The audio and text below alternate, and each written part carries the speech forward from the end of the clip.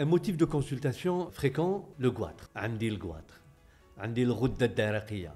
On va essayer de voir ce que c'est, surtout quelles sont les maladies de la thyroïde. Je suis le docteur Boutouchent, interniste libéral à Bir Khatem. Alors, qu'est-ce que le goitre? Nous avons une glande thyroïde qui a une certaine forme et qui a un volume. Dès lors que le volume de la thyroïde est supérieur à la normale, on parle de goitre. Mais ce n'est pas pour autant que cette thyroïde est pathologique, parce qu'on peut avoir une thyroïde qui est augmentée de volume et qui fonctionne tout à fait normalement. À l'inverse, elle peut être normale et ne pas fonctionner normalement. Nos grands-mères avaient un goitre. C'était donc cette thyroïde qui était hypertrophiée, c'était des goitres par carence iodée. Actuellement, on ne voit pas beaucoup ce genre de pathologie. Il n'en est pas moins vrai que c'est un motif de consultation fréquent, mais pas pour goitre, pour maladie de la thyroïde. On peut avoir une thyroïde qui est tout à fait normale, mais trop fonctionner, ne pas fonctionner assez. Si elle fonctionne trop, et généralement ce sont des patientes qui peuvent consulter pour fatigue, pour palpitations, chute de cheveux, pour prise de poids, il y a de la diarrhée, il y a des sueurs, il y a un amaigrissement. Quand la thyroïde est basse et qu'elle ne fonctionne pas assez, on est dans l'hypothyroïdie. Là, c'est l'inverse. On a une tendance à la constipation, frilosité, on peut avoir un syndrome d'émateux, bouffissure du visage, on peut avoir de la somnolence. Tout le métabolisme est ralenti. À l'inverse de l'hyperthyroïdie, où c'est quelqu'un qui vit à 1000 à l'heure. Le diagnostic est facilité par un examen qui est d'accès facile, c'est l'échographie. C'est le premier examen que l'on fait, bien sûr après un examen clinique. L'échographie tient une place importante. Pourquoi? Parce que la thyroïde, elle a une forme, elle a une structure. On peut facilement poser un diagnostic. Est-ce que nous sommes devant une thyroïde, surtout avec l'effet Doppler, une thyroïde qui fonctionne beaucoup, qui ne fonctionne pas assez?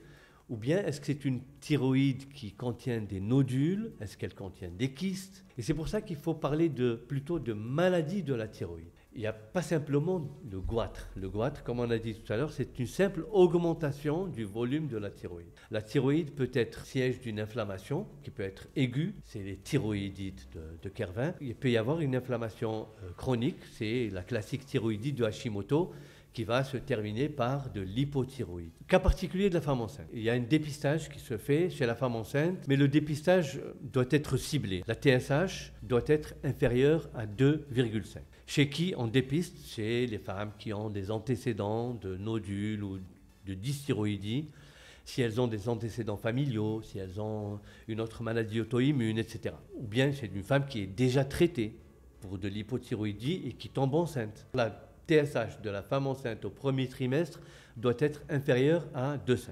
Et ceci dans le but de garantir un développement fœtal et surtout cérébral correct. Les examens complémentaires que l'on utilise dans les dysthyroïdies, alors d'abord il y a les examens biologiques, la TSH. On va avoir une TSH soit trop basse, c'est l'hyperthyroïdie, soit trop haute, c'est l'hypothyroïdie. Les hormones thyroïdiennes, la T3, la T4, on peut s'aider aussi des anticorps, des anti-TPO, surtout les anti-TG aussi, pour définir ce qu'on définit les thyroïdites auto-immunes. Il y a un examen aussi important, c'est la scintigraphie thyroïdienne que l'on fait en cas d'hyperthyroïdie. On ne le fait pas en cas d'hypothyroïdie. Parmi les examens complémentaires aussi, il y a la cytologie. On peut ponctionner une thyroïde. On ponctionne surtout un nodule de la thyroïde. Le nodule peut être soit hyper, soit hypoéchogène, il peut avoir un diamètre. Il y a des critères et on peut s'aider aussi de la cytologie pour voir s'il n'y a pas des atypies cellulaires qui guideront la thérapeutique. Pour le volet thérapeutique, en cas d'hypothyroïdie, c'est l'hormonothérapie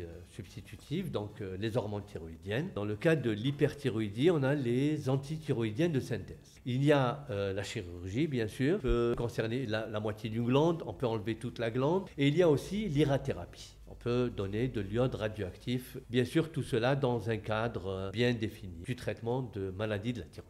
Il faut insister aussi sur une chose, c'est respecter le traitement. Pour les hormones thyroïdiennes, ça se prend le matin à jeun, d'une manière régulière. Pas sauter les prises, ne pas rater ses rendez-vous, être assidu au traitement. Pareil pour les antithyroïdiennes de synthèse qui sont d'une durée plus limitée dans le temps. Donc il faut insister sur l'observance thérapeutique. À la fin, je dirais que les maladies de la thyroïde, même si elles sont fréquentes, sont pour la plupart bénignes. Simplement, on constate que les patients viennent très angoissés. angoissé. Mais en fait, ce sont des problèmes qui sont très faciles à régler pour peu qu'il y ait une observance thérapeutique. Prenez soin de vous.